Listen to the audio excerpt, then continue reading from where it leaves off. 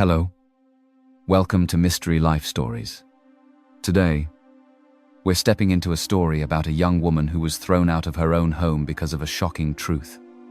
And perhaps, somewhere in this story, you'll discover the true power of kindness and the real value of a person. Sophie Bello did not hear the words at first, not because she was deaf, but because her mind refused to accept what was being said in front of her. The sitting room felt too bright, too quiet, too clean. The kind of room where nothing bad was supposed to happen. The kind of room Sophie had grown up in, where voices were usually controlled, where problems were handled behind closed doors, where people smiled in public and swallowed anger in private. But that afternoon, everything broke open. Nina Bello stood in the middle of the room like a storm that had finally found a door to enter. Her hands were shaking, her eyes red, her chest rising and falling as if she had been running for hours. "I have suffered because of you," Nina said, her voice sharp and raw. "Almost 20 years, you lived my life, you ate my food, you slept in my bed, you wore my clothes, while I was there struggling like I was nobody." Sophie stared at her. This girl had walked into the Bello house only recently, carrying a small bag, wearing a tired face that looked older than her age. Everyone had been cautious around her at first, polite, careful, curious. Then the test results came. The hospital report. The quiet meeting behind Sophie's back suddenly became a loud meeting in front of her. And now Nina was shouting. Sophie's throat went dry. She tried to speak, but her voice hid inside her chest. Nina pointed at her like Sophie was a thief caught with stolen goods. "Switch it back," Nina demanded. "Switch everything back. Let me take what is mine." Mrs. Bello sat stiffly on the sofa, her lips pressed together, her eyes cold in a way Sophie had never seen them before, not even when Sophie disappointed her. Mr. Bello stood near the window, his hands behind his back, his face hard like stone. Sophie looked from one face to the other, waiting for someone to laugh, to say it was a mistake, to say this couldn't be real. But nobody laughed. Nobody comforted her. Nobody even asked if she was okay. Instead, Mrs. Bello stood up, adjusted the sleeve of her blouse as if she was preparing for a normal errand, and said the words that made Sophie's knees weak. "Go and pack your things." Sophie blinked. "Mummy!" Mrs. Bello's eyes did not soften. "Do not start calling me that. Pack your things and leave." The room spun slightly, as if Sophie had taken a sudden hit to the head. Mr. Bello finally turned from the window and walked closer. He did not come to hug her. He did not come to explain. He came as if he were handling a stranger who had overstayed her welcome. He reached into his pocket and brought out some money, crumpled notes, and dropped it into Sophie's palm. "Take," he said, "in case of emergency." Sophie stared at the money like it was something dirty. Then Mr. Bello said quietly but clearly, "You are not our daughter. Stop relying on us. Go to your biological parents." It was the way he said it that cut the deepest. Not angry, not emotional. Just final. Just finished. Sophie's fingers tightened around the notes, not because she wanted them, but because if she dropped them, she felt like she might drop everything else too. Her pride, her courage, her ability to stand. Nina let out a short laugh that held no joy. "You enjoyed your turn," she said. "Now it is my turn." Sophie looked at Nina again, trying to see her as a sister, trying to remember the few moments Nina had acted human since arriving. But all Sophie saw in that moment was someone who wanted revenge more than truth. Sophie's mouth opened, then closed. What could she say? That she didn't ask for this? That she didn't know? That she would gladly trade everything if it meant she didn't have to watch her entire life collapse in one day? Would it even matter? The answer was already clear. The Bello family had been waiting for their real daughter, like someone waiting for a missing piece of furniture. Now that she was back, they were rearranging the house, and Sophie was the item that no longer belonged. She looked around the sitting room, the framed family pictures, the expensive curtains, the spotless tiles she used to walk on without thinking. She remembered birthdays, school runs, holiday laughter, all the moments she thought were proof of love. And now, in the face of one blood test, she could see the truth sitting quietly under everything. Love with conditions. As long as they believed she was theirs, she belonged. Now that they didn't, she was disposable. Sophie swallowed the ache in her throat until it burned. She did not beg. She did not scream. She simply nodded once, slowly, as if agreeing with the painful truth. "Okay," she said. Mrs. Bello exhaled like she was relieved the drama would not be long. "Hurry up." Sophie turned and walked up the stairs, each step heavier than the last. In her room, she stared at the wardrobe full of clothes that now felt like borrowed things. She moved slowly, taking only what she could carry without looking desperate.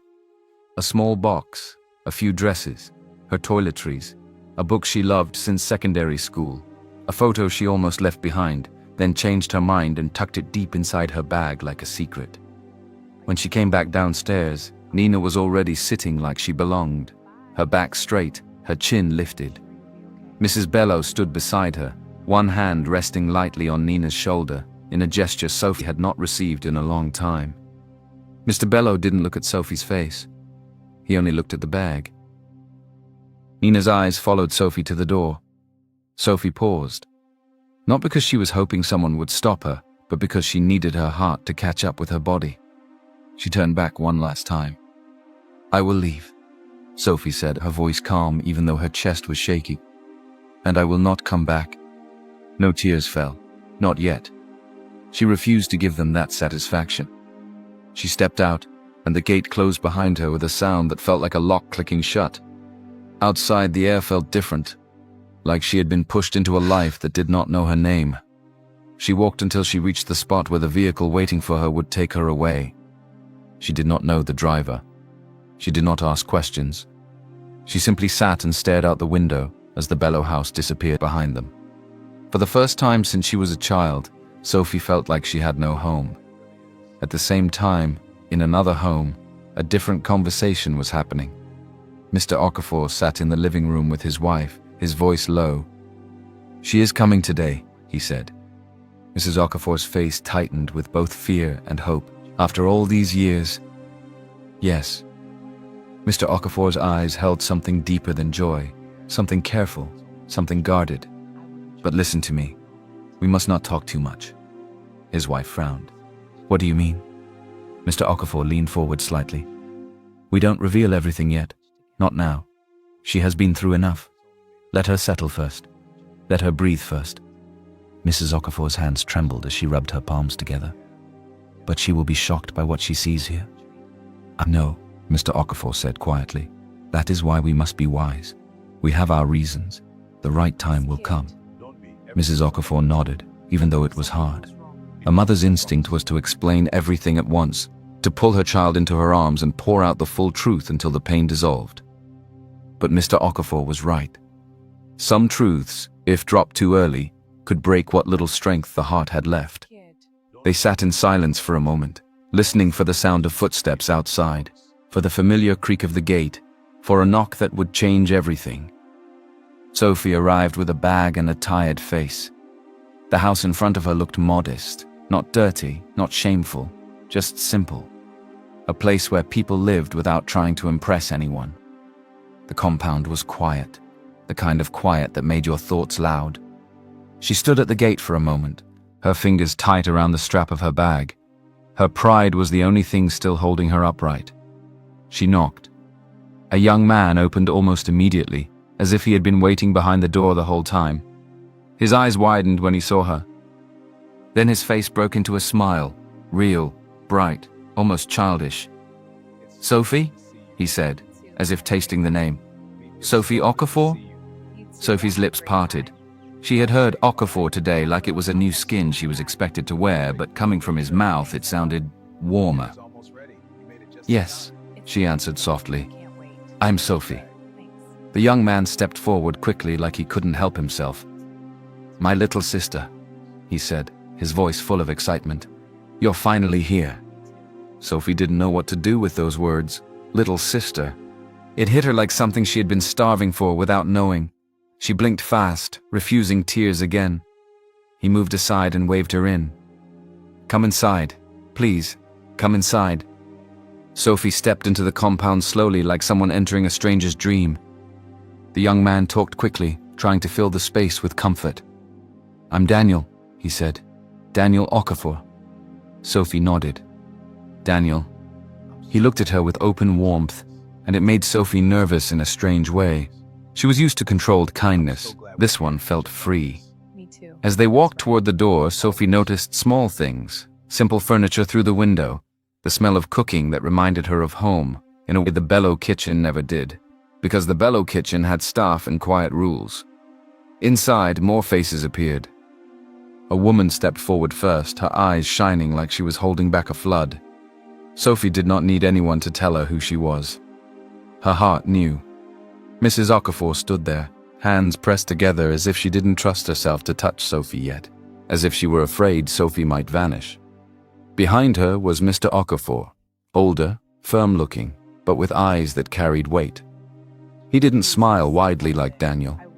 He looked at Sophie the way a man looks at something fragile he has prayed for. Then others, siblings, voices, movement, welcome. Sophie felt surrounded but not trapped. It was a different kind of attention, the kind that said, "You belong here, whether you believe it yet or not." Daniel spoke again, almost proudly. "I should tell you something," he said. "I'm also not their biological child." Sophie froze. "You're adopted?" Daniel nodded casually, like it was normal. "Yes, they took me in. They raised me. So you see, this family, we have stories." Sophie looked at him, surprised. She didn't know why it touched her so much. Maybe because it meant she wasn't the only one who had ever been placed somewhere. Maybe because it meant this home understood complicated love. Mrs. Okafor finally stepped closer. Her voice was soft. "Welcome home, Sophie." Sophie wanted to say thank you, but the words came out like a whisper. "Thank you, Ma." Mr. Okafor nodded once, slowly. Then he spoke, and his voice carried the kind of gentleness that was serious. "Sophie," he said, "this is our home. This is our life. It may not look like what you're used to." Sophie held her bag tighter. Mr. Okafor continued, "If you cannot stand it, if you feel it is too much, you can still go back." The room went quiet. Not because anyone agreed with the idea, but because they were waiting for Sophie's answer like it mattered. Sophie looked around at the faces. People who had nothing to gain from pretending. People who looked at her like she was not a mistake. She thought of the Bello gate closing behind her. The money dropped in her palm like an insult. The way Mrs. Bello's voice had emptied of warmth in one sentence. Then she looked back at Mr. Okafor. Her voice came out steady, even though her heart was shaking.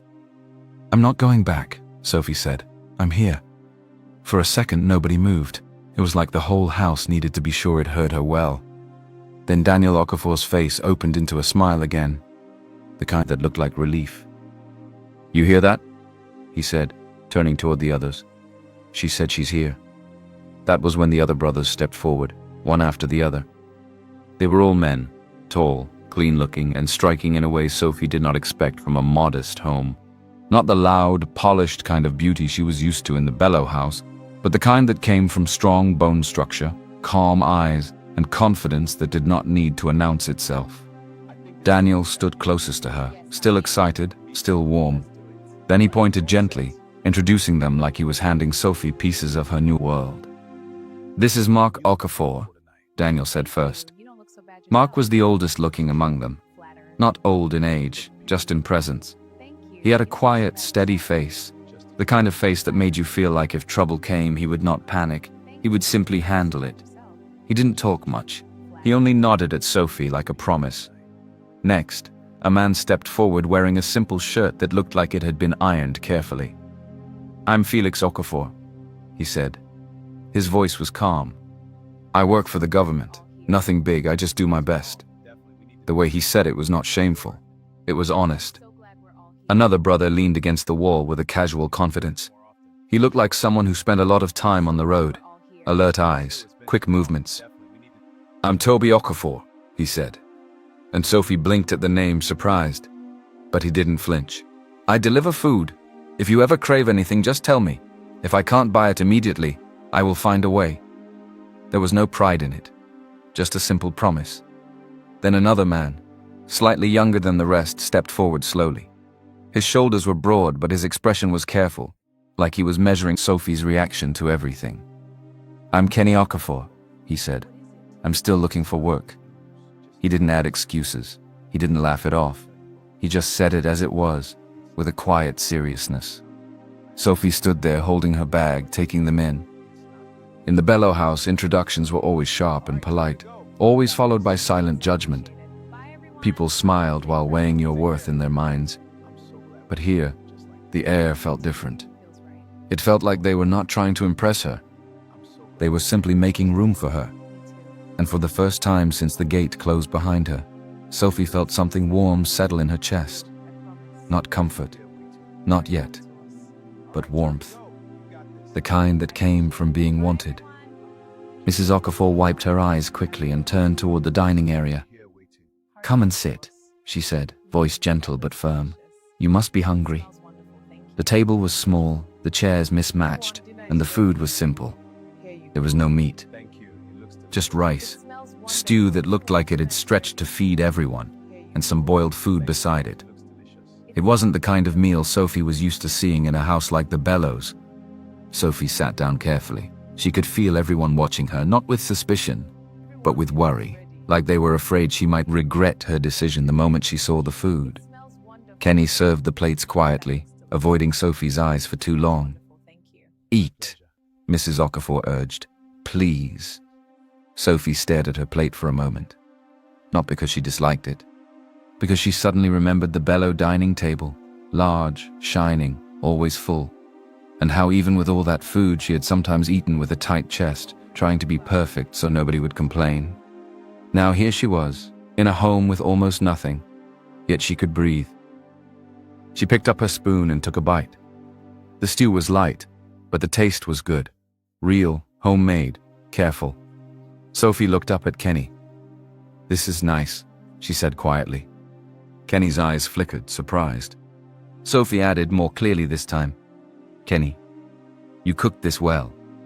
The way Kenny's shoulders relaxed was small, but Sophie saw it. Mr. Okafor cleared his throat, as if embarrassed.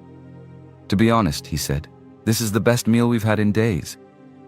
Mrs. Okafor nodded, her voice soft. "We don't usually have this many plates on the table, but today is different. Because you came," Sophie heard the unspoken words. Her throat tightened. She kept eating, slowly, respectfully, making sure she didn't look like she was forcing herself. She thanked Mrs. Okafor when she was offered more.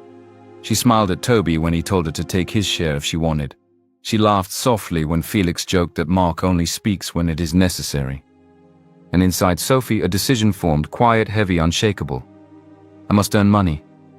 I must improve our food fast. Not because the Okafors begged her, but because she wanted to. Because they welcomed her into their struggle, without making her feel like a burden. After dinner, as plates were being cleared, Sophie moved to help without being asked. She washed, she dried, she arranged. Kenny watched her from the corner of his eyes. Later, when Sophie had gone to freshen up, Kenny leaned toward Daniel and spoke in a low voice. "Do you think she will look down on us?" he asked, like Nina did. Daniel's face hardened at the mention of Nina. "She won't," Daniel said firmly. "Did you not see her at the table? Did you not hear her voice? That girl has sense." Kenny still looked unsure. Rich house training is not the same as real heart. Daniel didn't argue. He simply said, "Let time show." And time did. Days passed. Sophie did not complain. She woke early. She offered help. She thanked people. She listened more than she spoke. She greeted her parents with respect, greeted her brothers with warmth. Even when she was given the smallest thing, an extra piece of food, a cup of water, a seat near the fan, she acted like it mattered. And slowly, the fear in the house began to loosen. One afternoon, Sophie sat outside with a small notebook in her hand. She looked like someone doing quiet calculations, her brows drawn together, her lips pressed in thought. Mark noticed first. He didn't ask questions loudly. He simply sat near her and said, "What are you thinking about?" Sophie hesitated, then exhaled. "I worked in a cafe before," she said. "Not long, but long enough to learn." Mark waited. Sophie looked up. "I think we can sell coffee. Not inside a shop yet. Just a small stall." Felix tilted his head. "Coffee?" "Yes," Sophie said, more confident now. Office workers buy coffee every day. They buy it even when they don't really need it. They buy it because it makes them feel awake, because it makes them feel like their day is starting properly. Toby gave a small smile. And how do we make them notice us? Sophie's eyes lit slightly, like she had been holding this idea and waiting for the right moment to release it. We can make it look premium, she said. Clean, neat, not rough. If you boys dress well, like waiters, people will take us seriously. They will stop. They will try it. Especially if we act like we know what we're doing. Kenny frowned a little. Dress like waiters? It's not for pride, Sophie said quickly. It's presentation. People buy with their eyes first. Mark didn't laugh. He didn't dismiss it. He looked at Sophie like her words were worth something. This is her first dream here, Mark said simply. Let's back her. Something inside Sophie softened at that. They began assigning roles right there, like a family planning a future. Felix agreed to tell his colleagues and quietly promoted. Toby said he would keep delivering food but also help deliver coffee when it needed. Kenny said he would handle odd jobs and support wherever they needed hands. Mark took responsibility for sourcing what they needed and setting up properly. Daniel promised to handle operations, helping Sophie organize, count, and keep things running. Sophie looked at them and felt her eyes sting. Not from sadness, from the strange shock of being supported. Far away from Sophie's new hope, another story was moving. A man named Kenneth Adeyemi sat in his office dressed in a well-cut suit that looked like it was made for his body alone. Kenneth was young, but power sat on him naturally. He had the kind of handsome face that made people pause, sharp jaw, steady eyes, clean skin, and a calm expression that looked polite even when he was thinking deeply. The sort of man people described as too fine before they even got to his name. But Kenneth did not care much for compliments. There was one thing he cared about. A memory. A girl who saved his life long ago. He had carried that memory like a private debt, something he promised himself he would repay properly one day. That afternoon, his assistant stepped in, voice urgent with excitement. "Sir," the man said, "we found her. Your lucky savior." Kenneth's fingers stopped moving on the file in front of him. His eyes lifted slowly. "Where is she?" The assistant swallowed. "It's Nina Bello. She's living with the Bello family." Kenneth leaned back in his chair, silent. Nina Bello. He repeated it in his mind, trying to match the name to the face he remembered from childhood. Then he stood up. "Prepare a gift," Kenneth said. "We are going there personally." The assistant nodded quickly. "Yes, sir." As Kenneth picked up his suit jacket, his mind returned to the same image that always came back when he thought of the girl. A shoulder, a birthmark, a small detail he never forgot, because that mark had been the proof that what happened that day was real, that someone had truly saved him.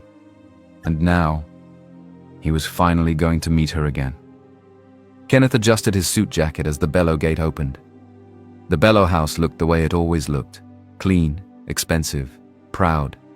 The kind of place where people didn't expect surprises. Yet the moment Kenneth stepped in, the atmosphere changed. Workers hurried. Mrs. Bello's face lit up fast, as if a prayer had suddenly answered itself.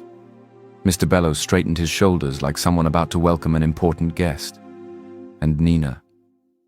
Nina stepped forward with that new confidence she had been wearing since she returned, like the world owed her interest on everything she missed. Kenneth walked in with calm authority, but his eyes were focused, not on the chandelier, not on the expensive furniture, on Nina. He stopped in the sitting room and spoke clearly. "I'm Kenneth Adeyemi," he said. "I came here today because I have something important to say." The Bellos held their breath. Kenneth looked at Nina and continued. "I came to propose to you." For a second, the room went silent like nobody trusted their own ears. Then it exploded. Mrs. Bello let out a delighted gasp, clapping her hands together. Mr. Bello smiled so widely it almost looked forced. Nina's eyes widened and then softened into a proud, satisfied smile, as if this was the natural ending of her story. "Jesus!" Mrs. Bello exclaimed. "God has done it!" "Congratulations," Mr. Bellows said, already stepping forward like a father-in-law in his mind. Nina's voice became sweet, almost gentle. "Kenneth, you're serious?" Kenneth nodded. "I've never forgotten what you did for me." Nina's eyes flickered, quick, bright. Then she held his gaze. "Of course," she said softly. "I could never forget you too." Everybody celebrated like the house had just won something. But while they were smiling, Kenneth felt something press against his chest. Unease. It wasn't loud. It was subtle, like a small stone inside a shoe, something you could ignore for a while, but not forever. Nina was beautiful, yes, but she felt unfamiliar. Her eyes were too sharp. Her smile didn't reach the same place his memory lived. And no matter how hard he tried, something about her did not match the girl he remembered. Still, he kept his voice respectful. "Before we fix an engagement date," Kenneth said, calm and careful, "I think we should spend time together first." Mrs. Bellow blinked. "Spend time?" Kenneth nodded. "Yes, I don't want to rush. I want us to know each other properly. If Nina is not ready, I don't want to pressure her." Nina's smile tightened for half a second, so fast it could be missed. Then she forced sweetness again. "I understand," she said. "We can take our time." Kenneth smiled politely, but his heart still felt uneasy. On the other side of town, Sophie's world looked nothing like the Bellow house. It was noise, heat, movement, hope. Their small coffee stall had become lively faster than Sophie expected. People stopped out of curiosity. Some came because they liked the smell. Some came because Felix had whispered it to colleagues, and office workers had a way of following anything that sounded new or premium. Mark made sure everything looked neat. Daniel handled the money and kept the place organized. Felix talked to customers with easy confidence. Toby moved like someone used to delivery routes, taking cups to people who couldn't leave their offices. Kenny did the heavy lifting, the carrying, the fetching of water, the washing of cups. And when Sophie brewed, he watched her like he was guarding a treasure. Sophie wore a simple apron and kept her hair neat. She didn't act like a princess. She acted like someone building something with her bare hands. People liked that. The stall began to feel like a small miracle. Then in the middle of the rush, a strange man walked up and stared hard at Kenny. The man looked rough around the edges. His clothes were decent but worn. His eyes were sharp like someone who had struggled and learned to watch people closely. He pointed at Kenny. "Doctor," the man said loudly, disbelief mixed with excitement. "Ah, doctor, so you're here." Kenny froze. Sophie looked up quickly. "Doctor?" Toby and Felix turned too. Daniel paused with money in his hand. Kenny forced a laugh, waving it off. "Olga, you don't know me. You mistook me." The man insisted. "Mistake? You? A renowned doctor, I know you." Kenny's laugh became tighter. No, wrong person." The customers nearby chuckled, the way people laugh when something strange happens in public. Sophie smiled lightly too, thinking it was just one of those awkward moments. The man stared again, then his face shifted like a puzzle clicking into place. He leaned closer and lowered his voice. "Oh," he said slowly. "I remember now." Kenny's eyes narrowed. The man's mouth curled. "You're my debtor." The laughter around them faded quickly. Sophie's smile disappeared. Kenny's face hardened, but he kept his voice controlled. "Not here." The man shrugged. "I'm not fighting. I just came for what you owe." Sophie turned to Kenny quietly. "Kenny, what is he talking about?" Kenny exhaled through his nose. He looked embarrassed, like he hated the fact that Sophie was hearing this. "It's an old issue," he said. "Nothing you should bother about." But Sophie's eyes stayed on him. She had learned quickly that shame grows when you pretend it's not there. "How much?" she asked gently. Kenny shook his head. "Sophie, leave it." The man cleared his throat. "If he doesn't pay, I'll keep coming." Sophie didn't argue again. She simply reached into a small purse tucked away behind the stall, her little savings, the small money she had managed to hold on to from her former life. Not much, but to her, it was something. She brought it out and held it toward the man. "I'll pay," she said. Kenny grabbed her wrist immediately. "Sophie, no." Sophie looked at him. Her voice stayed calm. "You are my brother." Kenny swallowed hard. Sophie continued quietly, so only he could hear. "I'm not in this family to watch you suffer quietly." Kenny's eyes burned for a moment. He looked away fast, as if he hated the weakness trying to show on his face. The man collected the money, surprised, then nodded and left. Sophie slipped her hand out of Kenny's grip and returned to work like it was normal. But Kenny didn't forget. Something shifted in him right there, something soft and grateful and heavy. Not long after, a car pulled up nearby. Expensive. Clean. Too polished for the street. Sophie didn't notice immediately because she was busy serving a customer. But Toby noticed first. His eyes narrowed slightly. A woman stepped out. Nina Bello. She looked like she brought the Bello house with her. Sharp outfit, proud posture, eyes full of judgment. Her mother, Mrs. Bello, wasn't far behind her, walking like someone who still believed the world should bow. Nina scanned the stall, then her eyes landed on Sophie. Her mouth twisted in satisfaction. "So this is where you ended up," Nina said loudly. "The fake daughter." Sophie's hands paused mid-movement. The whole stall seemed to feel it too. Customers looked over. The brothers stiffened. Nina's voice sharpened. "From luxury to selling coffee like a servant, it suits you." Sophie set the cup down carefully. Her voice was firm. "Leave." Nina laughed. "Leave. I came to see you like this. I came to enjoy it." She took a step closer, eyes bright with cruelty. "You thief," she said. "You stole my life. You stole my wealth. You stole my name. Wealth obtained through theft must be repaid, one way or another." Sophie's chest rose, but she didn't shout. She refused to lose control for Nina's entertainment. "Nina," Sophie said, steady, "I didn't steal anything, but I won't allow you to insult me in front of my family. Leave." Nina leaned forward slightly. "Your family?" she mocked. "Look at you. Look at where you are. This is what you deserve." A few steps away, standing near a car with tinted windows, Kenneth Adeyemi watched everything. He hadn't come for coffee. He had followed Nina. After leaving the Bello house earlier, his doubt had refused to go away, so he decided, quietly, to observe her in real life, to see who she truly was when nobody was performing. And what he saw now made his stomach turn. The girl standing there, throwing words like stones, was petty, cruel, enjoying another person's pain. Kenneth's jaw tightened. His mind replayed his childhood memory, someone kind, brave, warm. Then his eyes returned to Nina. What if she wasn't the one, he thought. What if I'm about to spend my whole life with someone who can be this wicked? Nina suddenly noticed him. Her eyes widened. Then she turned sharply, like she had been caught.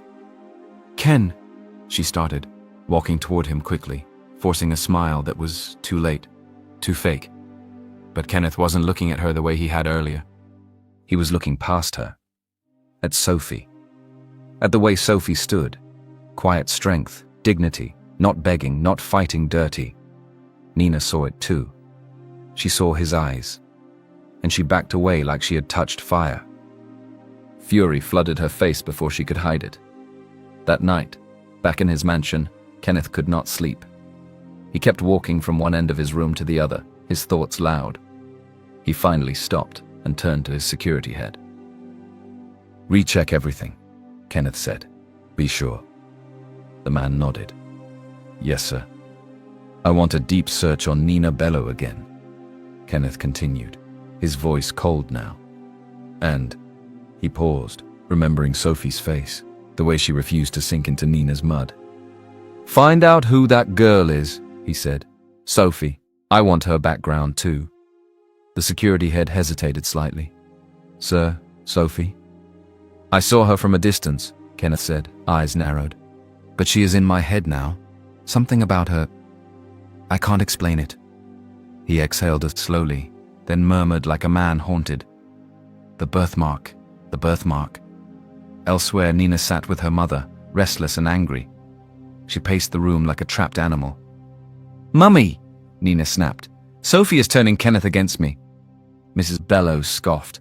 "That girl, turning a billionaire against you. How?" Nina's eyes flashed.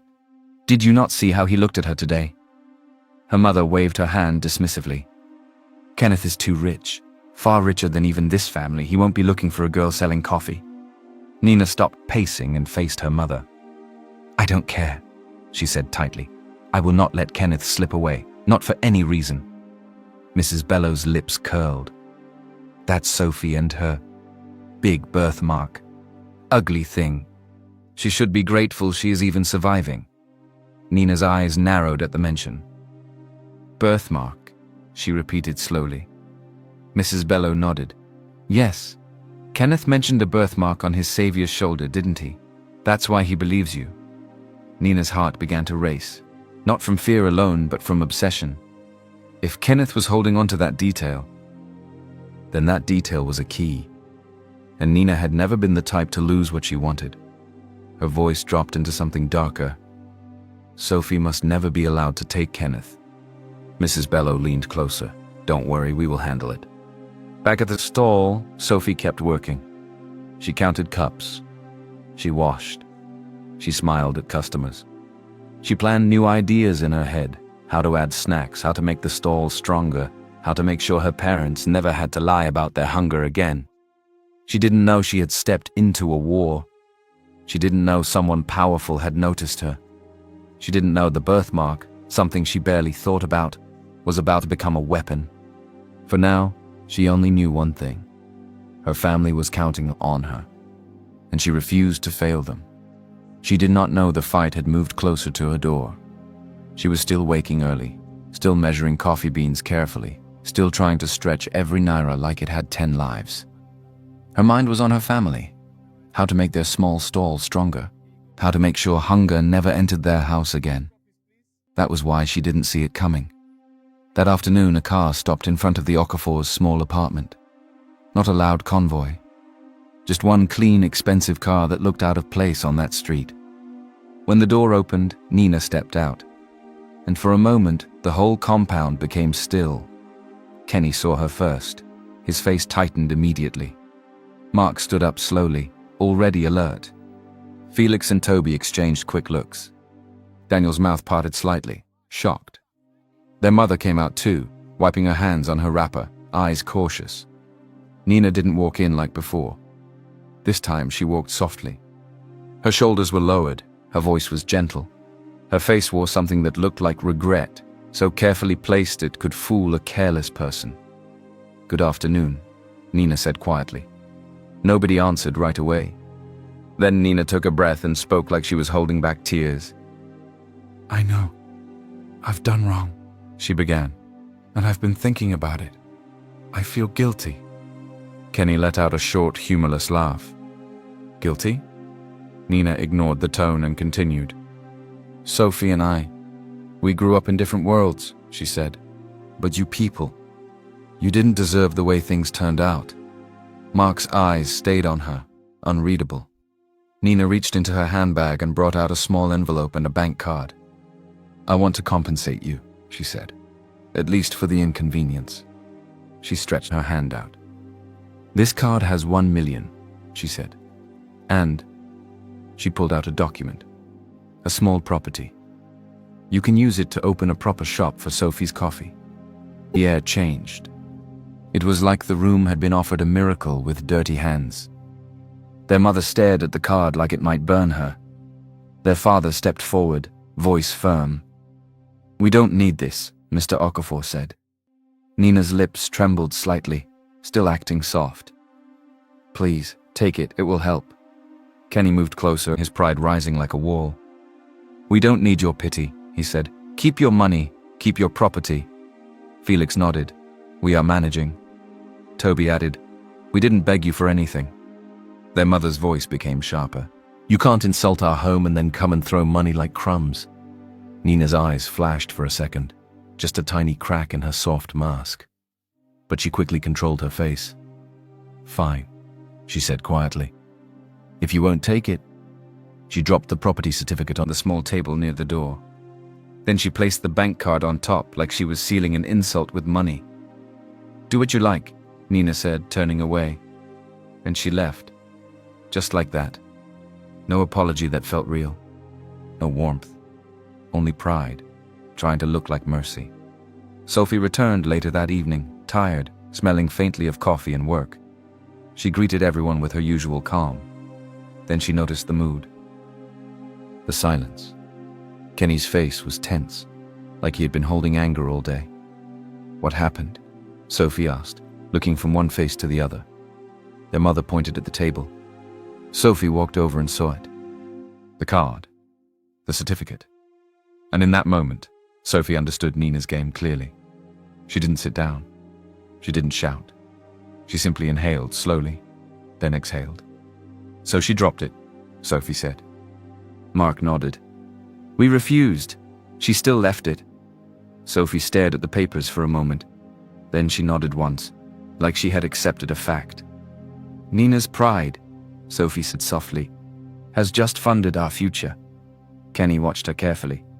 "Sophie." Sophie shook her head gently. "No, I won't celebrate loudly. I won't dance because of her money." She picked up the certificate, then the card, and held them like tools, not trophies. "I'll just work harder," she said.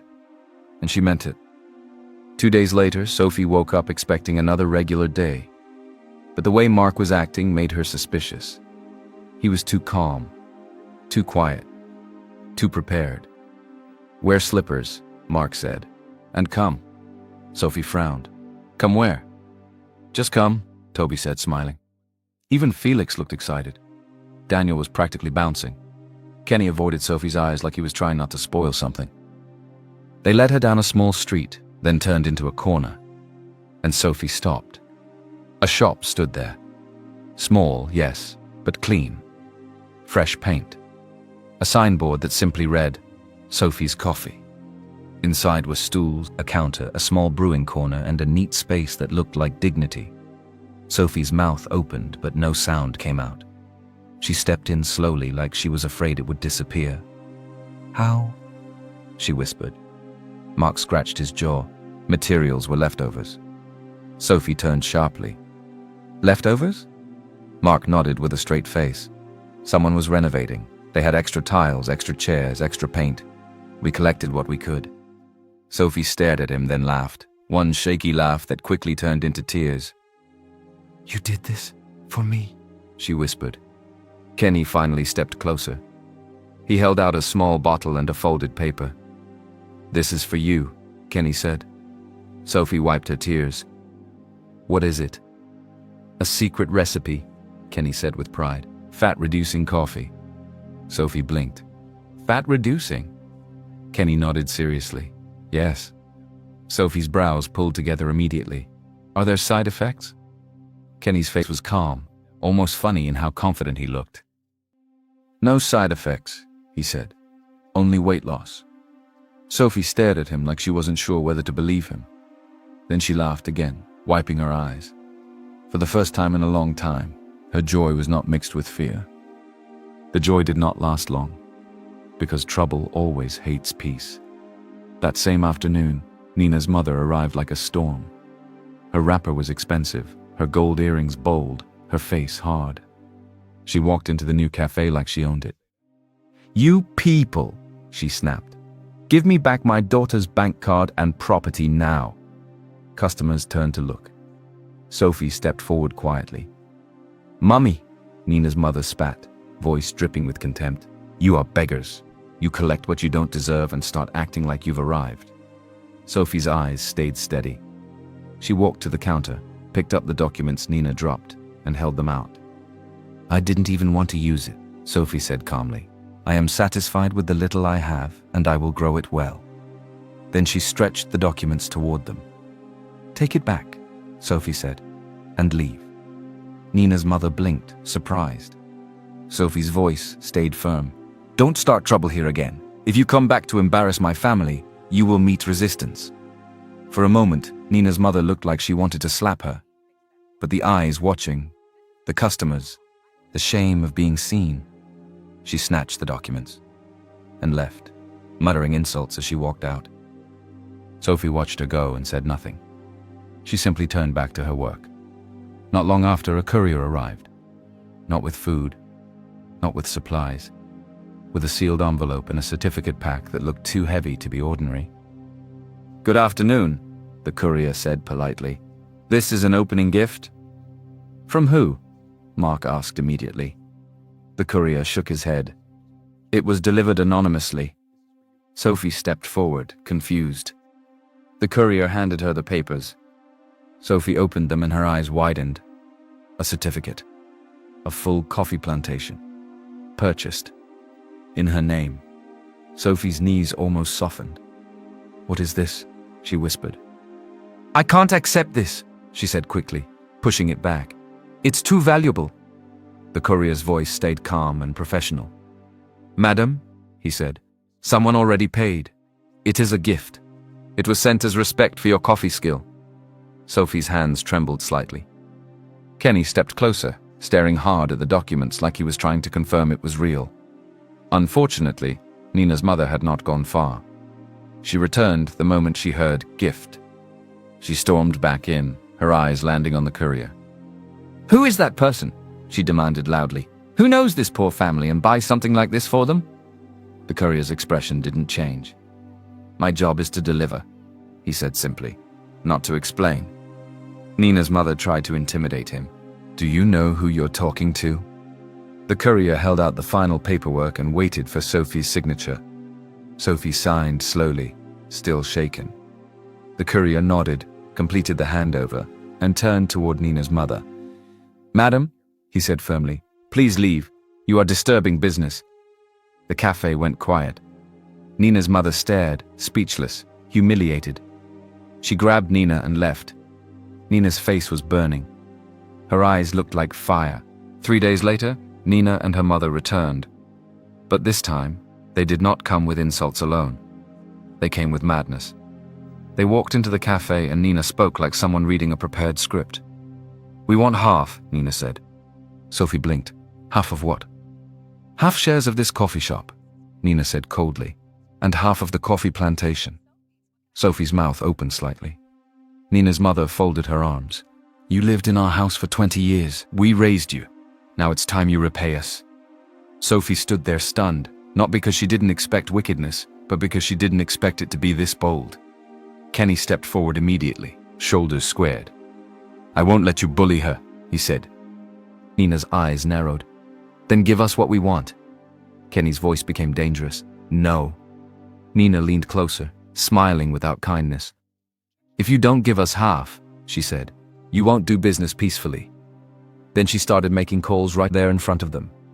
Calls filled with pride, threats, connections, promises to ruin. Sophie's heart beat faster, but she didn't break down. She looked at her brothers, then at her parents, and she felt something harden in her spirit. But she still didn't know how far Nina was willing to go. That same week, strange things began happening. At the Bello family office, partners started calling with cold voices. Investors pulled out. Deals that were already signed were suddenly terminated. Meetings were cancelled, one after the other, like a roof collapsing. Mr. Bello's face turned pale when the final call came. "What is happening?" he asked, voice shaking. His secretary swallowed. "Sir, all cooperation has been terminated."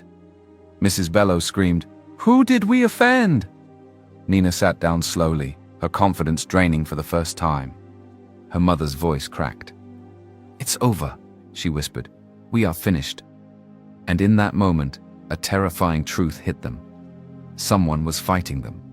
Someone bigger than them. Someone they could not see. The Bello house was no longer celebrating anything. The same living room where they had danced over Nina's return now felt like a courtroom. Phones kept ringing. People kept calling. And every call sounded like bad news. Another investor has pulled out. Another partnership has ended. "Sir, they said they are withdrawing everything." Mr. Bello's face looked drained. Mrs. Bello sat like someone who had been slapped too many times in one day. Nina stood in the middle of it all, her hands clenched, her chest rising fast. "What is happening?" she snapped. "Who is doing this?" Mr. Bello turned to her, his voice sharp with fear. "We are facing bankruptcy." Mrs. Bello grabbed Nina's arm. "Only one thing can save us now." Nina blinked. "What?" Kenneth, Mr. Bello said. His voice dropped like the word itself was heavy.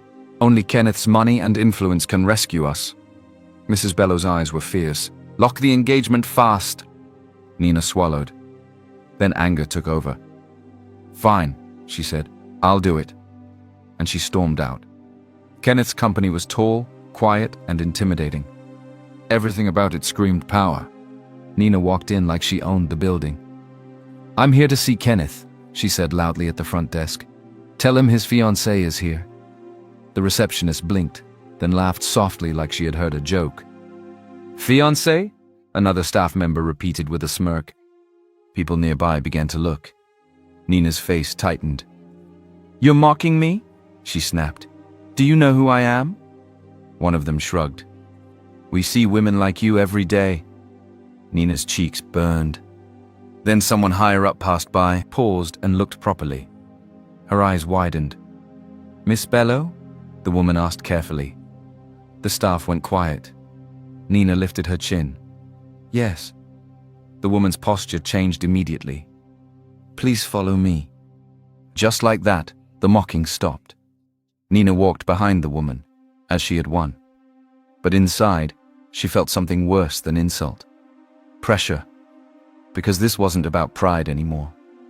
This was about survival. Nina was taken into a waiting area, then finally into Kenneth's office. Kenneth sat behind his desk looking calm, but his eyes were unreadable. He didn't stand up with excitement. He didn't look at her like a man in love. He looked at her like a man watching a situation. Nina forced a smile. Kenneth. Kenneth nodded once. Nina. She moved closer, voice soft in a rehearsed way. Your people said you were busy, so I came myself. Kenneth leaned back slightly. Why? Nina didn't waste time. I want us to fix the engagement ceremony immediately, she said. Kenneth's eyes held hers. Immediately? He repeated. Nina nodded quickly. Yes, we've waited long enough. Let's make it official. Kenneth's face didn't change, but something in his gaze sharpened. I don't think rushing is wise, he said calmly.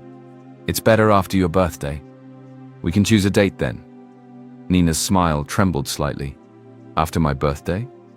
Kenneth nodded. Yes. Nina wanted to argue, but she swallowed it. Because Kenneth's calm was not soft. It was control. And deep inside, Kenneth already suspected something. Why is she in such a hurry, he thought.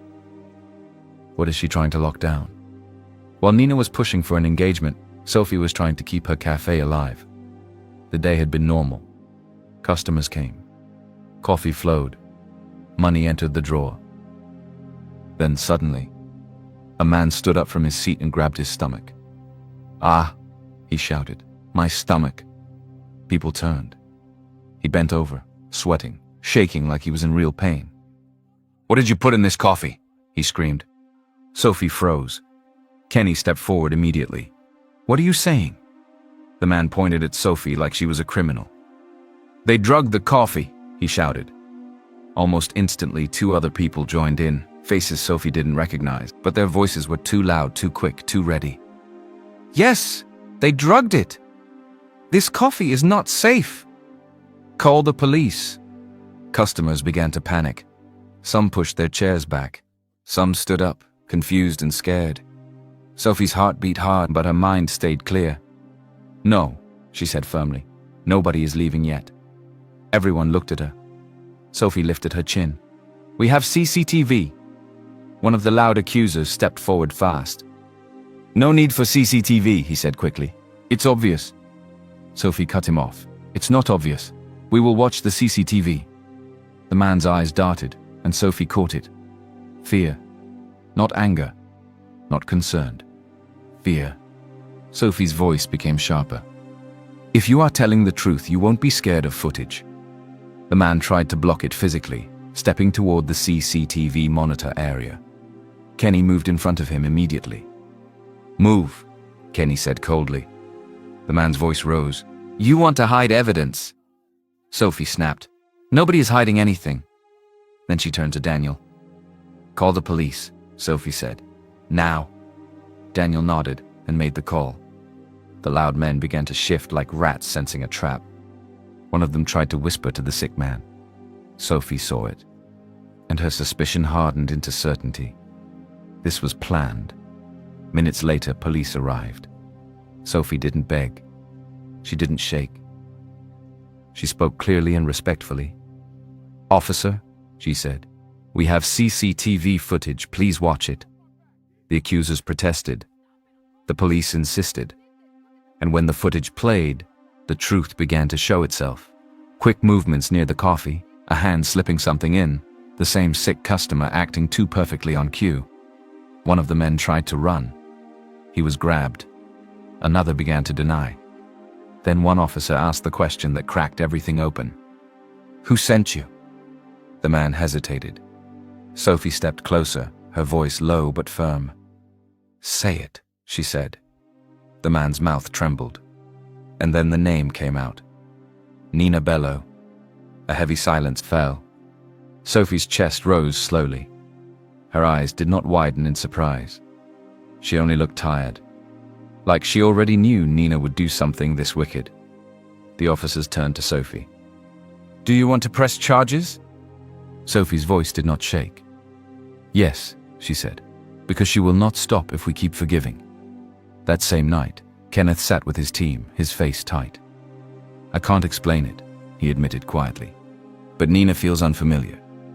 His assistant frowned. "Sir, but the birthmark..." Kenneth cut him off. "Even with the birthmark story, my spirit doesn't settle." He turned slightly. "Call the butler. I want confirmation again. Not from rumors.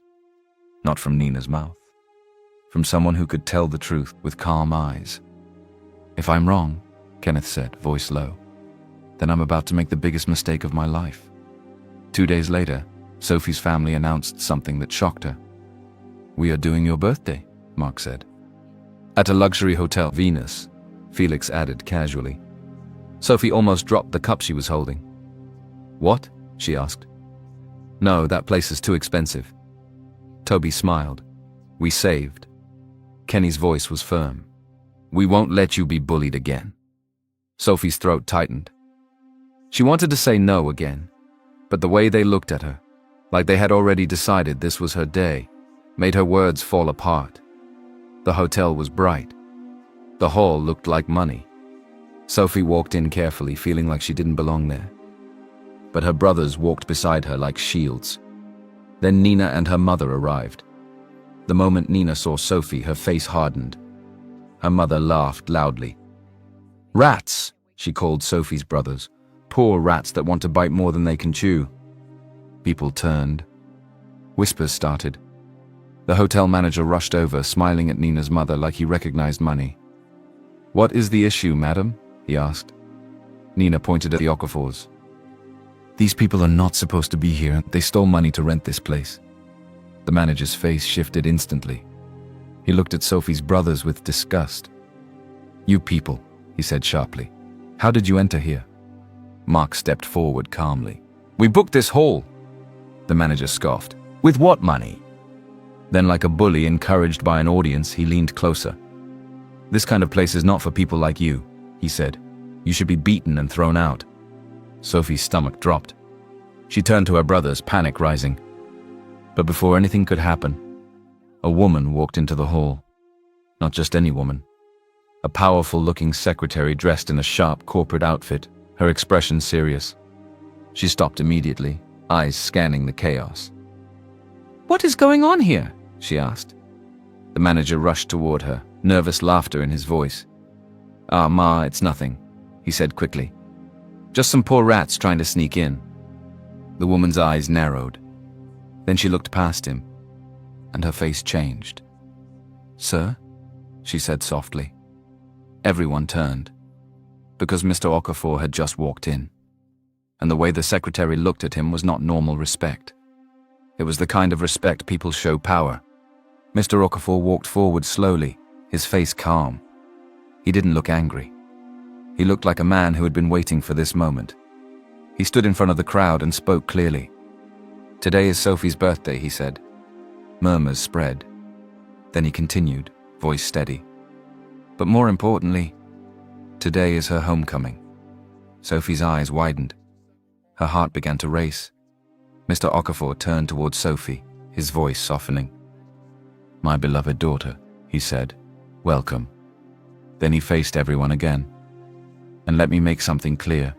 The Okafor family is not ordinary." The room fell silent. Mr. Okafor's voice remained calm, but every word hit like a drum. "We are the hidden richest family that people don't talk about," he said. "We have lands, properties, businesses, wealth that cannot be spent in 3 generations." The hotel manager's mouth fell open. Nina's mother's face went blank. Nina's eyes widened like she'd seen a ghost. Mr. Okafor continued. "From today, all Okafor assets will be transferred to Sophie." Sophie's brothers smiled. Slow, approving smiles, like this was what they had wanted all along. Sophie stood frozen. She couldn't breathe properly. Nina suddenly screamed. "I lived with you for 20 years, she shouted. "How didn't I know you were rich? How?" Mr. Okafor looked at her calmly. "Because we chose to live low-key," he said. "And because our family has an ancestral rule." He paused. "Every descendant must pass a character test before age 20. The room stayed still. Mr. Okafor's voice grew firmer. "We watched you, Nina. We gave you love, even when we didn't have to. We did not mistreat you." He turned slightly. "But you were rude, materialistic.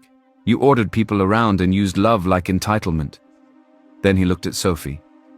And Sophie, she returned to us humble, hardworking, protective, grateful.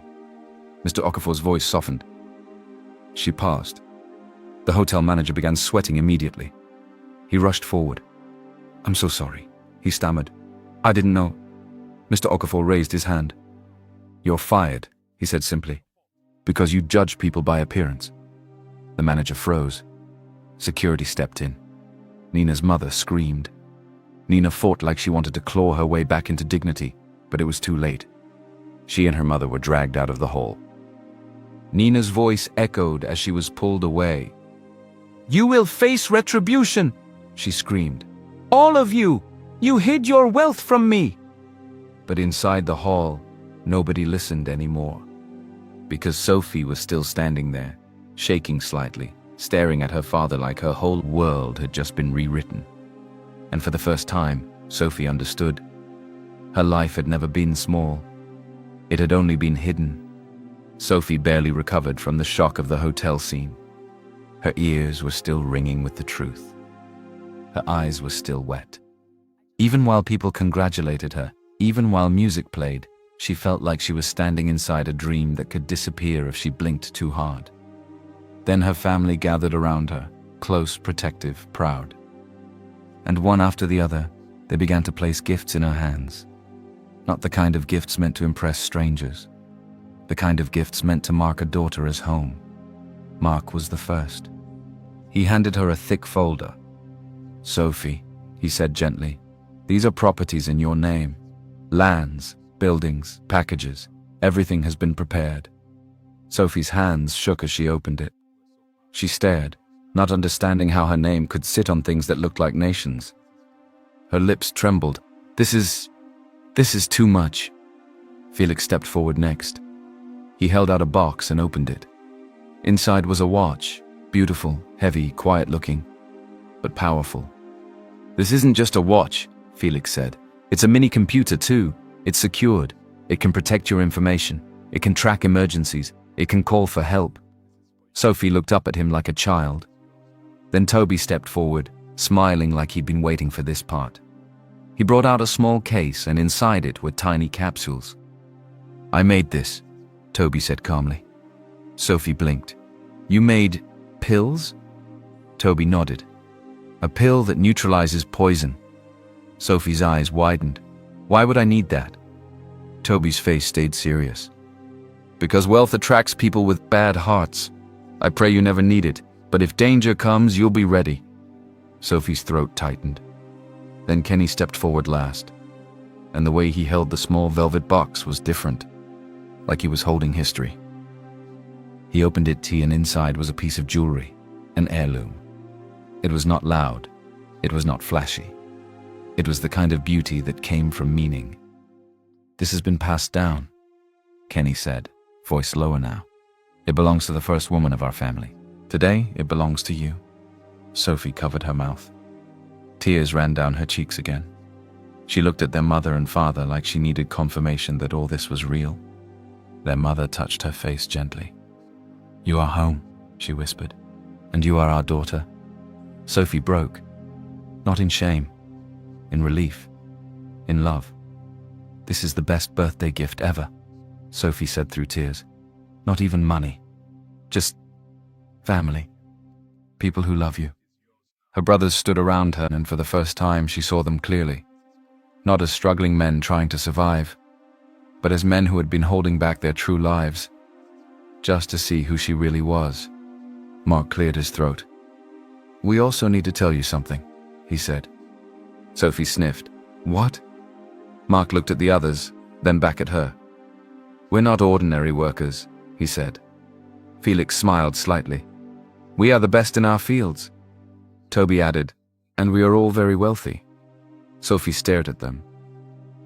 Even Daniel, who had always felt like the extra layer, smiled like someone who had also been part of the plan. Sophie slowly turned her head, looking around the banquet hall. It hit her properly then. The guests. The way they carried themselves. The quiet respect. The watches, the jewelry, the bodyguards standing far back, pretending they were decorations. These were not just rich people. These were the town's richest people. Sophie swallowed hard. "So, all of this," she whispered. Mark nodded. "Yes, and you're the reason we revealed it today." Later in the banquet, while Sophie was still trying to breathe inside her new reality, the older men began talking. Not loudly. Not playfully. The kind of talk that came with tradition and power. One of the elders from Kenneth's side leaned in. "Chief Okafor," the man said, "it's good your daughter is finally home." Mr. Okafor nodded calmly. "Thank you." The elder smiled. "You remember what was agreed when the children were small?" Sophie's heart paused. Mr. Okafor turned and looked at Sophie. "Sophie," he said gently, "there is something you must know." Sophie's brows pulled together. "Daddy?" Mr. Okafor's voice stayed calm. "You are engaged."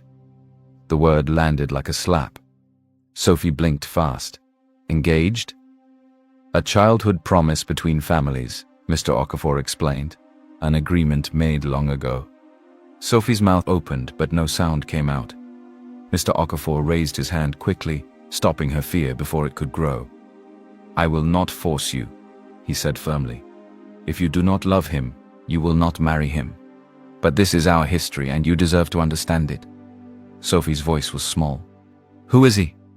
Mr. Okafor exhaled. "Kenneth." Sophie froze. The name she had heard in whispers. The name Nina had been chasing. Mr. Okafor continued, "For now, I want you to work under him. Learn business, learn leadership. That way, no matter what happens, you will be capable." Sophie nodded slowly, still stunned. Then Mr. Okafor leaned closer and lowered his voice. "One more thing," he said. "Your identity as our richest daughter must stay secret." Sophie blinked. "Why?" "Because the world is not kind to people it cannot control," Mr. Okafor said. "We move low-key for a reason, understand?" Sophie nodded, swallowing again. "Yes, Daddy." Not long after that, the atmosphere shifted. Like the room felt someone important approaching. Heads turned. A quiet tension ran through the hall. Then he walked in. Kenneth Adeyemi. Tall. Well-built. Cleanly dressed. The kind of handsome that didn't need noise. The kind of man who looked calm even when he was dangerous. Sophie had seen him only from far before. But up close, she felt it. His poise. His presence. His eyes. Steady. Sharp. Like someone who had seen too much and learned how to hide it. Mr. Okafor stepped forward and greeted him warmly. Then he turned. "Sophie," he said. "This is Kenneth." Kenneth's eyes met Sophie's. Just one look, and something passed between them. Sophie's cheeks warmed. She couldn't help it. She smiled shyly. Kenneth's face stayed controlled, but his gaze softened slightly, like he had been waiting to see her properly. That night, after the guests began leaving and the hall became quieter, Kenny pulled Sophie aside. His voice was low. "Sophie," he said, "don't be carried away." Sophie blinked. "About what?" "Kenneth," Kenny said. "He might have ulterior motives." Sophie hesitated, then shook her head slowly. "He looks harmless," she said quietly, "and Daddy said I should learn. I want to learn." Kenny stared at her for a long moment. Then he sighed. "Just be careful." Sophie nodded. "I will." But deep inside, she couldn't deny it. Kenneth's presence stayed in her mind. 3 days after the party, Sophie reported for duty. She dressed neatly, simply, and professionally. No flashy jewelry. No pride. Just a young woman trying to work. At the front desk, the receptionist looked her up and down. Sophie waited. And waited. After a while, she cleared her throat politely. "Excuse me," Sophie said. "Please, when will my orientation be completed?" The receptionist rolled her eyes. "You have no patience," she said coldly. "And you still want to work here?" Sophie's stomach tightened. She tried to stay calm, but the receptionist intentionally delayed her, kept making calls, kept flipping papers, kept acting like Sophie was nothing. Sophie stood there, quiet, embarrassed, trying not to cause trouble. Then the building doors opened with force, and Kenny walked in. Like fire. His eyes scanned the space once, then landed on Sophie. He walked straight to her. "Who is talking to my sister like that?" he demanded. The receptionist froze. People around went silent. Kenny leaned in, voice like a warning. "If anybody touches Sophie," he said slowly, "I will break this place apart and nobody will stop me." Security shifted nervously. Staff stepped back. The receptionist's face turned pale. Kenny looked around again. "Try it," he said, voice low. "Try humiliating her again." At that moment, someone came down quickly. An assistant. "Sir," the assistant said respectfully to Kenny, "Chairman Kenneth has invited you upstairs." Kenny held Sophie's hand briefly as reassurance. Then they went up. Inside Kenneth's office, Kenneth listened quietly. He didn't argue. He didn't defend anyone. He simply called someone in and gave one instruction. "That staff member," Kenneth said calmly, "will be punished. And this nonsense will never repeat itself." His eyes moved to Sophie. "You waited downstairs all morning?" he asked. Sophie nodded softly. Kenneth's jaw tightened slightly. "I don't like disrespect," he said. Then he turned to Kenny. "I understand your anger," Kenneth said, "but this is a company, not a playground." Kenny's eyes stayed hard. "Then treat her right." Kenneth nodded once. "I will." Later that day, Kenneth called Sophie in. "A few business partners are coming," Kenneth told her. "Important ones." Sophie swallowed. "Okay, sir." "You'll handle the itinerary," Kenneth said. Sophie blinked. "Me?" Kenneth leaned back. "Yes. From now on, you are my special assistant." Sophie's heart raced. "But I'm new." Kenneth cut her gently. "You can do it." Then he added, like it was nothing, "A stylist will be arranged. A couture outfit, too. You'll represent my office." Sophie nodded slowly, still processing. "Thank you, sir," she said. And then Nina appeared. Like trouble always finds the door. She walked into Kenneth's company with fake urgency. "My clothes are dirty," Nina said dramatically. "I need something to wear." Staff recognized her as the fiancée and rushed to help. When the outfit Kenneth prepared was brought out, Nina's eyes lit up. She didn't ask whose it was. She didn't care. She took it. And she wore it proudly, walking around like she was the one Kenneth had chosen. "The true fiancée?" Nina called herself with a smile. Later, Nina entered Kenneth's office without proper permission. Kenneth's assistant tried to stop her, but she brushed past. "Kenneth," Nina said sweetly, "you've been so stressed. Let's celebrate privately." She moved closer, voice dropping. trying to pull him into intimacy. She tried to seduce him, emotionally, physically, everything at once. Kenneth stayed seated, cold, controlled, suspicious. His heart wanted Sophie, but his mind wrestled with guilt. Nina is the one who saved me. I should be grateful. Yet the more Nina pushed, the more Kenneth's spirit rejected it, because gratitude should not feel like a trap. That evening, Sophie carried a pot of homemade soup, not because she was looking for attention, because she was kind. She arrived at Kenneth's mansion quietly and was led to the grandfather's room. The old man looked weak, but his eyes were still sharp. Sophie greeted him respectfully and set the soup down. "Sir," she said softly, "I brought you soup." The old man looked at her for a long moment, then nodded slowly. "You cooked this?" "Yes, sir," Sophie replied. He didn't smile, but something in his eyes softened. Then Nina stormed in. The moment she saw Sophie, her face twisted. "What is this?" Nina snapped. "Why is she here?" Then she looked at the old man on the bed and spoke with pure disrespect. "This useless old man," Nina said loudly. "What is he doing in VIP care like this?" The room went cold. A nurse stiffened. A staff member's eyes widened. Sophie's hands clenched, but she stayed calm. Nina turned on Sophie immediately. "If you think you can use this old man to secure your job," Nina hissed, "you're mistaken."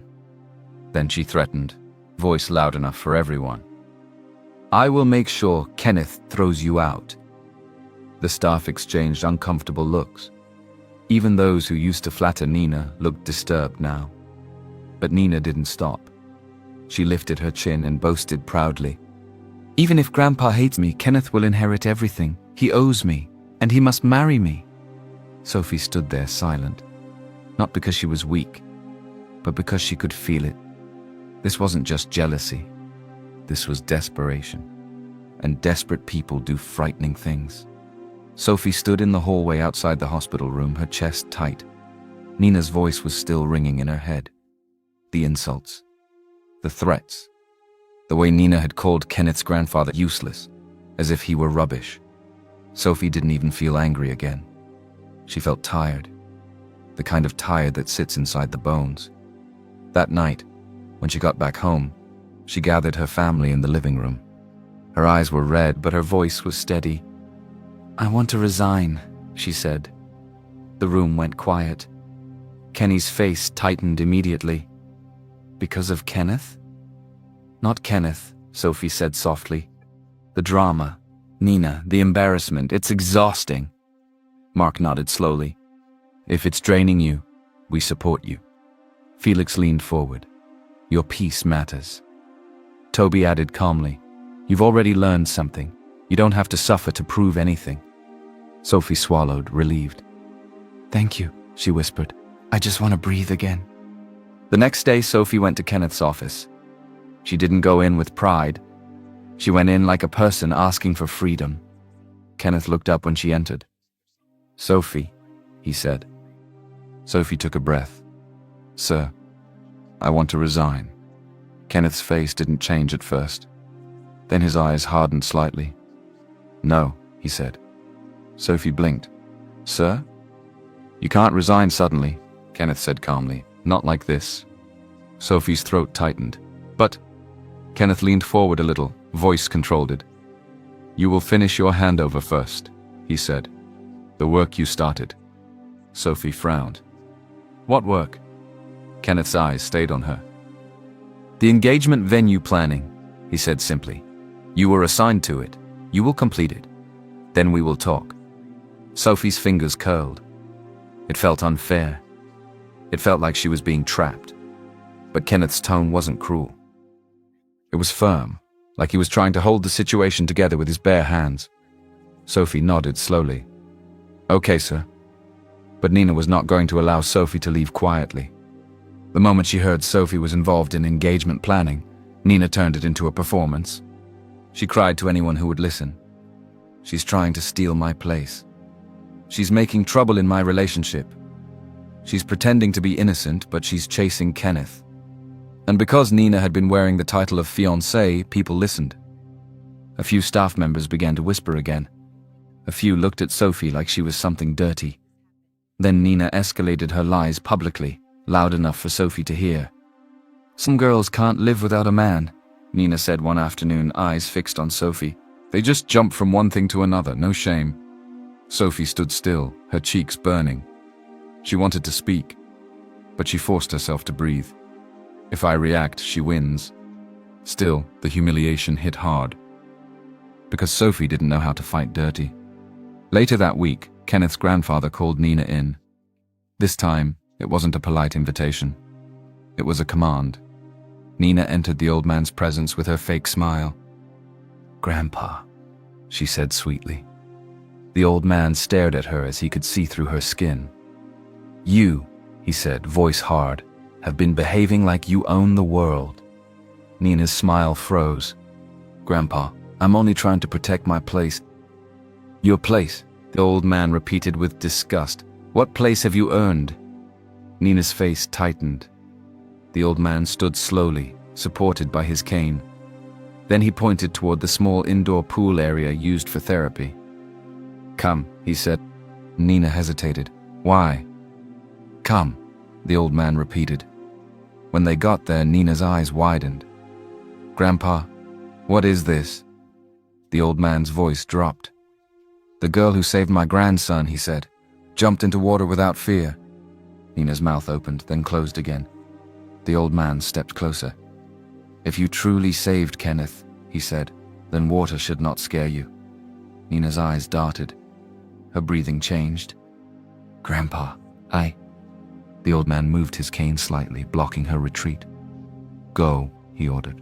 "Prove it." Nina's lips trembled. Then the truth jumped out of her mouth like a confession. "I can't swim," she shouted, panic breaking her voice. "I can't swim." The old man's eyes narrowed. "So," he said coldly, "you are not the one." Nina shook her head quickly. "Grandpa, it was long ago. People change." The old man cut her off. "No," he said. "A person can grow older, but courage like that does not disappear." He turned away from her with disgust. "Leave," he said. Nina stood there, shaking, her face white with fear, because she knew what she had just lost. When Kenneth heard what happened, he didn't speak for a long time. He just sat in his office, quiet. Then he stood up suddenly, like something inside him finally snapped into place. Nina is not my savior. And once that truth entered his body, everything else made sense. The unfamiliar feeling, the coldness in his spirit, the way Nina's kindness always felt forced. Kenneth's jaw tightened. The engagement would not stand. Not anymore. Kenneth arrived at Sophie's family home with humility, not pride. He didn't come with noise. He came with sincerity. Mr. Okafor received him calmly. Kenneth bowed his head slightly. "I came to apologize," Kenneth said, "for the disrespect, for the confusion, for allowing lies to breathe around Sophie." Sophie was present, standing quietly behind her brothers. Kenneth's eyes met hers briefly. He swallowed. "I also came to say thank you," he continued, "because I now believe Sophie is the one." Sophie's breath caught. Kenneth looked at Mr. Okafor. "I will explain everything properly," Kenneth said, "and I want Sophie to keep working, not for me, but for herself, to learn as you intended."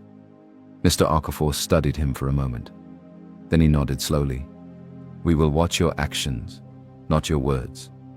Kenneth accepted that, because he deserved nothing less.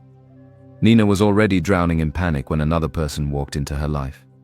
Leo Adeyemi, Kenneth's relative. A man with a smiling face and jealous eyes. He found Nina alone, shaking, trying to think of her next move. Leo sat across from her. "You're losing him," Leo said casually.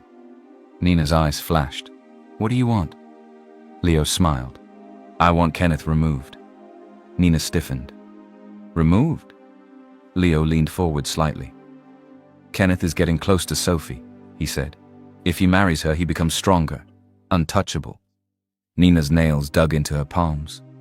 Leo's voice became smooth and tempting. "Help me remove Kenneth," he said, "and I will help you become the next young madam." Nina hesitated. Then bitterness rose in her chest. She remembered Sophie's shy smile. She remembered Kenneth's eyes softening. And she felt rage. Nina nodded. "I agree," she said. Kenneth's assistant, Sharon, had been moving quietly all along. She controlled access, controlled messages, controlled who entered Kenneth's space. And Nina had paid her through fear, through promises, through greed. Sharon and Nina began coordinating secretly. Sharon whispered updates. Nina gave instructions. Leo watched from the shadows. Then Sharon sent a message. A fake, urgent message. One meant to lure Kenneth out. Kenneth left in a rush after receiving the message. Sophie was with him because she was still handling the engagement planning handover. She didn't want to go. But Kenneth insisted. "It's urgent," he said. The road was quiet. Then suddenly, a crash. Metal screamed. Glass exploded. Everything turned into noise and darkness. Sophie was thrown sideways, pain tearing through her. Kenneth took the harder hit. He was injured more seriously. When the world went black, Sophie's last thought was simple and terrified. "Please, let him live." Kenneth woke after days. His body felt heavy. His head hurt. But the first thing he did was look around. His eyes searched. "Where is she?" he whispered. Sophie was there, sitting close, her arm bandaged, her face pale, her eyes tired like she hadn't slept. When she saw Kenneth awake, her breath shook. "You're awake," she whispered. Kenneth stared at her like she was the only thing keeping him alive. Then, slowly, he asked the question that had been haunting him for years. "When we were kids near the river," his voice broke slightly, "did you save a boy?" Sophie's eyes widened. She hesitated. Then she nodded. "Yes," she said softly. "I did." Kenneth's face crumpled. His eyes filled. And before he could stop himself, tears ran down his cheeks. "I knew it," he whispered, shaking. "I knew it wasn't her."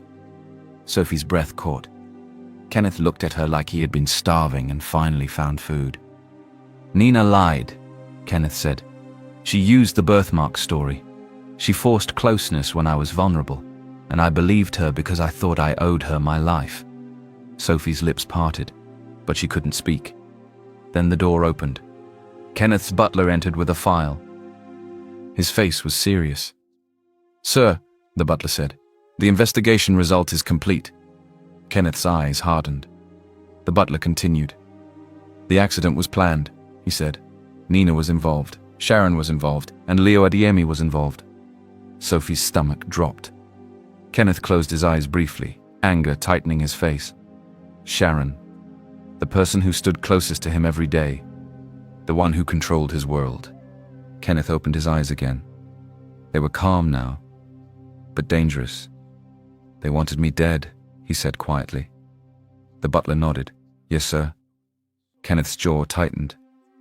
"No," he said softly. "They wanted me gone." Then Kenneth turned back to Sophie.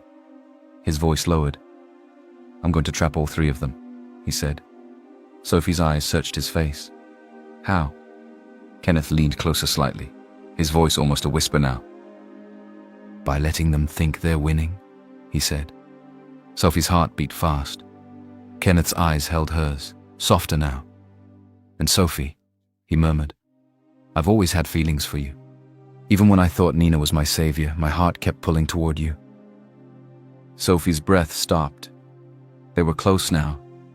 Close enough that the air between them felt like a thread. Kenneth's gaze dropped to her lips, then back to her eyes. Sophie didn't move.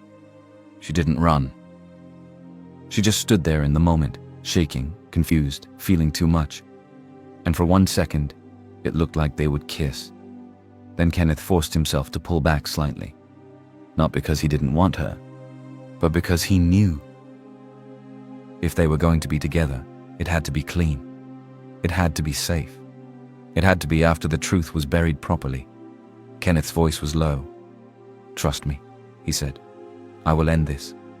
Sophie nodded slowly. And in her heart, fear mixed with something else. Hope. Kenneth's voice stayed low. "Trust me, I will end this." Sophie swallowed. "Just be careful." Kenneth held her gaze for a second longer, then gave a small nod, like a promise he didn't need to say twice. As soon as he was strong enough to sit up and take calls, Kenneth started moving pieces quietly. Not with noise, not with pride, with patience. He told Nina exactly what she wanted to hear. He called her. His voice was calm, even gentle. "Nina," he said, "after I recover, we will re-engage." Nina nearly screamed with happiness. "You mean it?" she gasped. "Yes," Kenneth said. "I mean it." She ended the call smiling like she had won a trophy. The moment she left that call, she ran to her mother and acted like a queen again. "He's coming back," she said. "He's mine." Nina went straight to Leo. Her eyes were bright with wicked confidence.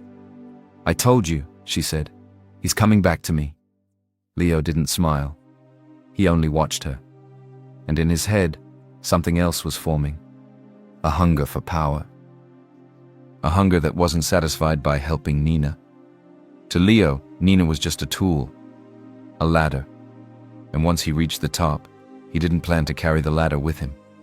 Leo's voice was cold. "We need drastic measures," he said. Nina blinked. "What kind of measures?" Leo leaned closer. "Measures that end Kenneth completely," he said. Nina's smile faded. She swallowed. No, I just want him to marry me. I don't want..." Leo's eyes turned hard. "If Kenneth lives," he said, "you will never truly own him, and I will never own what should be mine." Nina's hands started to shake, but she didn't stand up. She stayed, because she had already gone too far. Kenneth's men get their instructions. Kenneth called his men. His voice was quiet, controlled. "We will pretend to complete the engagement," he told them, "to expose everyone." His men understood immediately. This was not romance anymore. This was justice. Kenneth's eyes moved briefly to Sophie, sitting close by, watching him carefully. He softened for a second. Then he looked away, because he needed to stay sharp. Nina couldn't wait. The more Kenneth delayed, the more she feared the truth would find daylight. So she pushed Sharon harder. Sharon, who had been feeding lies and controlling access, was now panicking. Her hands were dirty, and she knew it. Nina hissed into the phone. "Hurry it up! We need the engagement done fast, before he changes his mind again." Sharon swallowed nervously. "I'm trying." "Try harder," Nina snapped, "or I will expose you myself." Sharon's stomach dropped. She had no choice now. She was trapped inside her own greed. The day came quickly. Too quickly. Kenneth allowed Nina to believe he was following her timeline. He let her feel in control. He let her think she was pulling him like a puppet. Nina arrived dressed like a bride already. She was smiling too much. Kenneth watched her quietly. His face looked calm, but his mind was working. Every step, every word, every gesture, he was watching. Then the private moment Nina demanded became something else. A locked situation. A sealed space. A place Nina believed would force Kenneth to commit. But Kenneth had already planned for that. He had already prepared eyes and ears around the building. He had already made sure the doors that needed to open would open, and the doors that needed to stay shut would stay shut. Then Leo appeared. Not like a guest. Like a man coming to claim a throne. His face was twisted with jealousy. He looked at Kenneth and laughed. "So you're still standing," Leo said. "After everything." Nina froze. "Leo, what are you doing?" she whispered. Leo ignored her and stared at Kenneth. "You always got everything," Leo spat. "The respect, the inheritance, the future." Kenneth's voice was steady. "So you tried to kill me?" Leo smiled, cruel and proud. "I saw an opportunity," Leo said, "and I took it." Nina's breath hitched. She turned to Leo, fear rising. "You said we were doing this together," she said quickly. "You said..." Leo's eyes cut to her. "Together," he repeated with disgust. "You were useful, that's all." Nina's lips trembled. "Leo, please," she begged, "don't do this." Leo stepped forward, voice loud now, almost shouting. "This family should have been mine," he ranted. "If I can't have it, then nobody will." Then he lifted his hand slightly, and men around him revealed what looked like explosives. Nina screamed. Her whole body shook. She grabbed Leo's arm. "No, please, I'll do anything."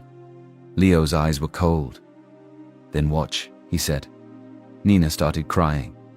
Real tears now. Not performance. Fear. Leo was still ranting when the doors burst open. Security. Guards. Police. They poured in like a flood. Leo spun around. "What?" Kenneth stood up slowly. His voice didn't shake. "You're too late," Kenneth said calmly. Leo's eyes widened. "What are you talking about?" Kenneth looked at the device with zero fear. Then he said it plainly. "The bomb was already dismantled." Leo froze like someone slapped him. Kenneth continued, voice quiet but deadly. "I staged it," he said, "to catch you in the act." Leo's mouth opened, but no words came out. Nina started sobbing louder. Sharon collapsed into a chair like her bones had melted. Once they realized there was no escape, everything they hid began to spill. It came out messy, ugly, real. Leo shouted first, trying to shift blame. "It was Nina! She pushed this whole thing!" Nina screamed back. "You planned it! You wanted him dead!" Sharon's voice shook as she talked. "I sent the fake message. I controlled access. I hid information." Then more came out. The car sabotage, the blackmail, the bribery, the attempts to frame Sophie, the plan to remove Kenneth completely. Every word was recorded. Every confession was evidence. Kenneth's men handed everything over. The police moved in. Leo fought. Then he was dragged away. Nina cried and begged. Sharon shook like a leaf. And in the end, they all left in handcuffs. Not as powerful people, just as criminals. After everything calmed down, Kenneth came to the Okafors. Not to show off, to ask properly, to stand before them like a man who wanted to build, not destroy. One of Sophie's brothers stepped forward, the one everyone knew was the genius doctor. His face was serious. "I have one last test for you," he said. He produced a small pill. His voice stayed calm. "This is poison," he said. "Only Sophie holds the antidote." Sophie's eyes widened. "Kenny," she started, then stopped. Her brother continued. "If you ever hurt her," he said, "your life ends." The room went silent. Kenneth looked at Sophie. Then he looked at her family. And without hesitation, he took the pill and swallowed it. No fear, no drama, just certainty. Sophie's breath shook. Her brother stared at Kenneth for a long moment. Then he exhaled and finally said the truth. "It's not poisoned," he admitted. And for the first time, he smiled a little. "I just wanted to see if you would still do it." Kenneth nodded once. "I will protect her," he said quietly. "With my life." Kenneth turned to Sophie. His eyes were gentle now. Not the eyes of a billionaire. The eyes of a man who had finally found what his heart had been searching for since childhood. "Sophie," he said softly, "I love you." He took a step closer. "I made mistakes," he said, "but I am here now, fully, clearly." He paused, then went down on one knee. The room held its breath. "Sophie Okafor," Kenneth said, voice steady, "will you be my wife?" Sophie's eyes filled with tears. She covered her mouth, shaking. Then she nodded hard. "Yes," she whispered. "Yes." Kenneth stood up and held her. And this time nobody could pull them apart. Not long after, the Bello family fell completely. Their business collapsed. Their pride became dust. And in the quiet of their regret, they finally understood what they threw away. But it was too late. Sophie didn't need revenge. She already had something bigger. A life, a home, a family that chose her. The wedding was grand, not just in decoration, in meaning. Sophie stood surrounded by the people who truly loved her. Her brothers, steady, protective, smiling like men who would burn the world for her if they had to. Her parents, proud and emotional. And Kenneth, standing beside her like he had been built for that spot. As Sophie looked around, her heart felt full in a way she had never known before. Not because of money, not because of power, but because she was finally safe, finally respected, finally home. And as Kenneth held her hand, Sophie realized something. This time, nobody could swap her life again, because she had chosen it. Before this story comes to an end, I just want to say a sincere thank you. Thank you for taking the time to sit here and listen to Sophie's journey. Some stories are not only meant to be heard, they are meant to be felt. Sophie's journey was never a perfect one. It began with loss, with doors closing, with the painful moment when someone is told that they no longer belong in the place they once called home. But life has a strange way of unfolding. Sometimes the doors that close in front of us are not meant to end our story. They simply guide us toward another path.